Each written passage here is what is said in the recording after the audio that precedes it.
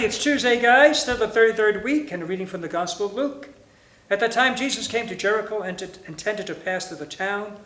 And there was a man named Zacchaeus, who was the chief tax collector, also a wealthy man, who was seeking to see who Jesus was, but he could not see him because of the crowd, for he was short in stature.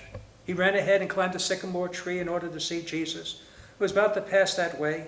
When he reached the place, Jesus looked up and said, "Zacchaeus, come down quickly, for today I must stay at your house." And he came down quickly and received him with joy. When he saw this, he began to grumble, saying, "He has gone to stay at the house of a sinner."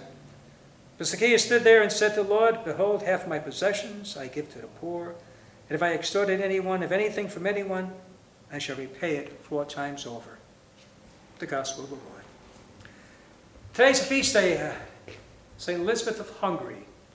Now this is quite a while back in the 11th, 13th century, so she went from 1207 to 1231, so there's a little bit of time distance, isn't it? And back then it was not unusual, but she married when she was only 14, but then she became a widow at 20, though. But after her husband's death, though, she sent her children away who were well taken care of and old enough, and regained her dowry money, and she used the money to build hospitals where she herself served the sick. She became a simple Christian charity.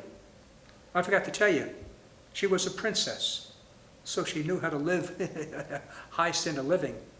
But so she built the hospital, and then she herself, would do those menial tasks at times, cleaning, scrubbing, bandaging. Unfortunately, she had an early death at the age of 24. Anyway, so Liz perhaps known for a miracle of roses. A miracle was that she was taking bread to the poor in secret, and she met her husband Ludwig on a hunting party, who, in order to quell the suspicions of his friends, his group in the hunting party, who accused her of stealing treasures from the castle, not that her husband believed it, nor did he really care. He was on her side, because he also believed what he learned from the Francis, that her efforts that bring him eternal reward. So he favored what his wife was doing. But anyway, these fellows didn't. They didn't trust her. And so they asked her, "What are you hiding under your cloak?" If you remember the story of, you know the story of Juan Diego and Guadalupe, this is very similar. In that moment, her cloak fell, and a vision of white, red roses could be seen, which proved the Ludwig that God was protecting him at her work, that he knew for sure now that his wife had God's protection. Yes. Now, she did get carried away. She did, at one time, put a leper in the bed she shared with her husband. Now, you know what leprosy looks like, the open sores, the pus, the oozing, and she put that in the bed she shared with her husband. Well, her mother-in-law heard about it and saw that. She was horrified, and really, who can blame her?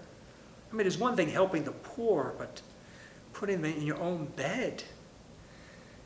So she went to her husband, told him immediately upon his return. So Ludwig was, as much as he approved of his wife's work of charity, I think he felt this one, she's gone too far. And so he went in the bedroom, and with great indignation, and he pulled down the covers.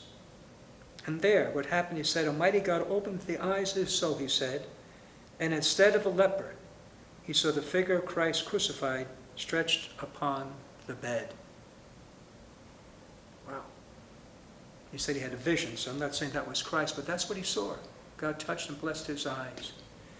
And so it's sort of like a Zacchaeus here, because Elizabeth, like Zacchaeus, was wealthy. She was a princess, but she used her money to be a charitable, and Zacchaeus had a conversion. He did the same. Whether we're rich or poor, but we can pray that, "Lord, help me. Bless my eyes, that even when I'm turned away or I want to be judgmental, condemning, that I may see you, especially in the poor and the outcasts and the rough and the rude. May I see you, Jesus, in them." God bless you.